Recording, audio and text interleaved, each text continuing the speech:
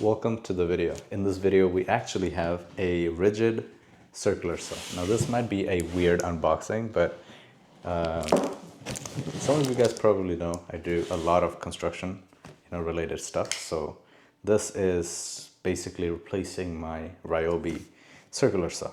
No, I don't use Ryobi on a regular, but something that I don't use a lot, I end up going with the Ryobi because I have a few Ryobi, plumbing tools, which I don't do, a lot of plumbing unless I really have to, but, because it's cheaper, something I don't use, cheaper, you know what I mean?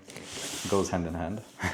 Circular saw is something that I also don't use much often, but I was actually, running a fencing project and I was doing a lot of cutting, and in the cutting, I basically cut through my cord. So I'm not really good with corded tools. So I did patch it up together, finish the project, and I was doing another project. And yeah, in the middle of the second project, I don't know what happened. Maybe the motor blew or something, but it wasn't turning on at all. And it wasn't the wire's fault. But yeah, it was basically, very heavily abused. So it had to go and get replaced by something else. So this is just a cardboard. There's nothing in it. Usually they just, throw stuff in these things. So, when you do your unboxing, you gotta be very careful so you don't lose stuff. Rigid is not definitely my go-to because I never really had anything rigid. But I'll explain to you why I even chose the rigid. But yeah, this is, they got all the stuff here, you can buy their other stuff, and then a bunch of papers and stuff. And this is the saw. It is massive, it is heavy, which I am okay with. And the only reason I'm okay with it is because I don't really use this much, but I do need a reliable saw. This is the, stock one that they gave. This is gonna be can't really read out of this because there's a lot of writing here. Okay, so this is 7.5-inch blade, which is kind of like a regular size for circular saw, full-size circular saw. And we have 24 teeth. So 24 teeth is pretty nice. Usually people, other companies give like 14 teeth or something like that, So, the more teeth you have, the finer and, nicer cut you're gonna get. But yeah, this, 24 teeth is really for like, rough cutting and things like that.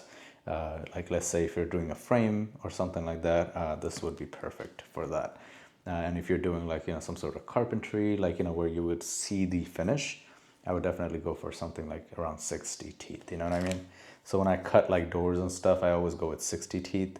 Or this is even fine, but you just have to really make sure that these are nice and sharp, you know what I mean?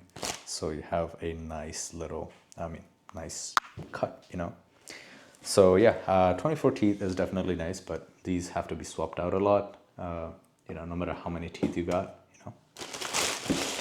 to get the full potential of the blade. But yeah, if you're doing finished work, let's go.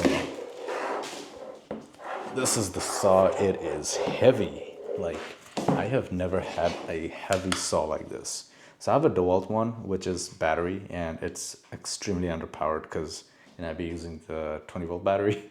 So very underpowered, but this is, that's kind of why I had the, what do you call that? The Ryobi one was my go-to. It was corded.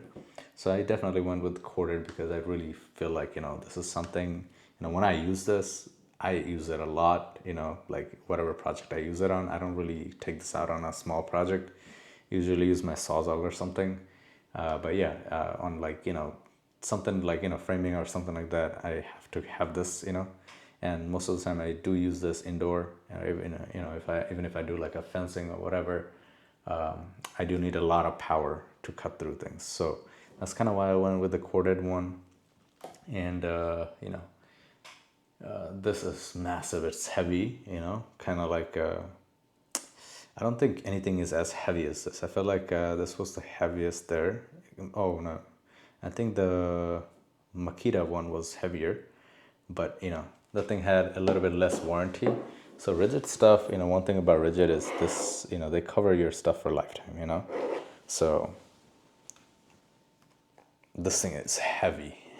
All right, so, you know, you got your trigger here, you know, where it should be.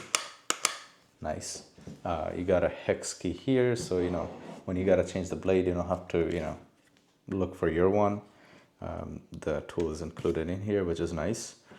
This thing can actually, this guard here is actually metal, which I really like. It doesn't really have to be, honestly, because I had a plastic on my older one, and which was fine, you know. I don't know why you have to include a metal guard, but, you know, again, safety, cool, not bad. This one can actually, you know, increase and decrease the depth of this, which is really important because, like, if you want to cut something thin, you don't want the whole blade to be going through. You want this to, like, you know, go as less as possible. That will get you a nicer and controlled cut, you know, and not wear out your blade, which is really important. And then you can also change the angle of this. So everything has a, you know, nice little lever here on the left side here, and then on the front here to change the angle. And the angles are also written up here in the front.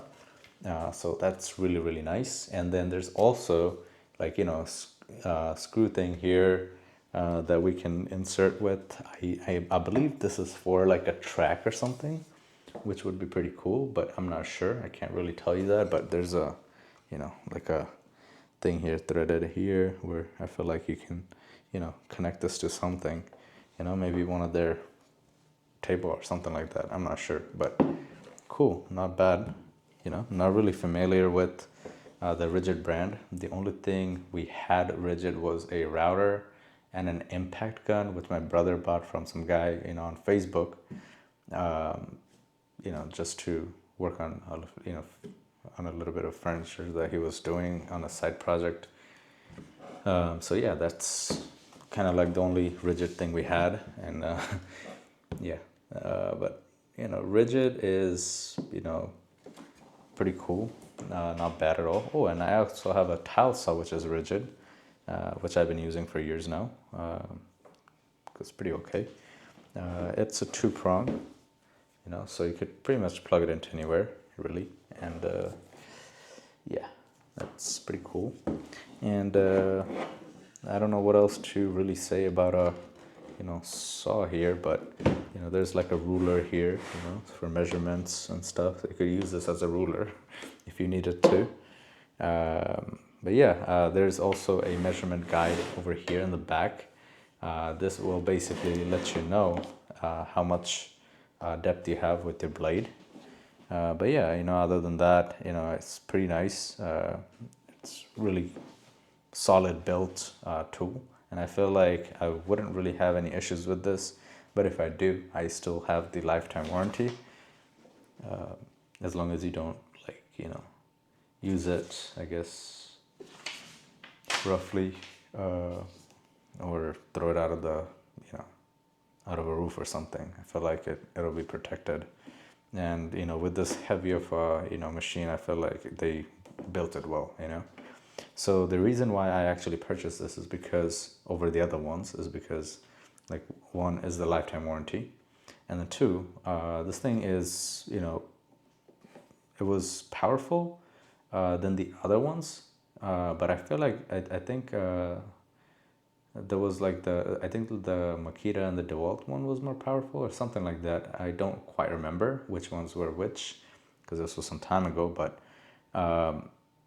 this one had the cheapest price, you know. It was only, I think it was $120 or something like that.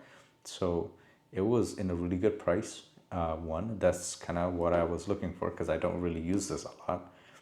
And I was also looking for something that will be reliable, because reliability matters, you know, more than the money, honestly. Because if something goes off, like, you know, I'm paying employees to be there, and you know, if my saw stops working, that's a big deal, you know. My jigsaw also stopped working, which I don't really use often.